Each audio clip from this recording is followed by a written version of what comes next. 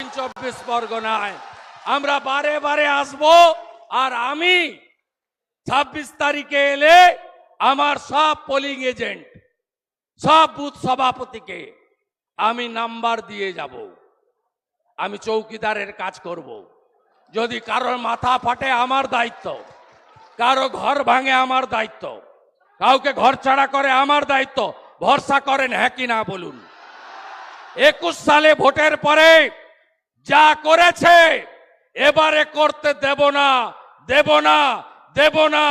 এবারের লড়াই গণতন্ত্র রক্ষা করার লড়াই। এ লড়াইতে মানুষ জিতবে। আপনাদের সকলকে ধন্যবাদ জানাবো। সব সভাতে গিয়ে বলছি, তৃণমূল বলছে লক্ষ্মীর ভান্ডার বন্ধ করে দেব। ওর 24 পরগনায় আমরা বারে বারে আসবো। আর আমি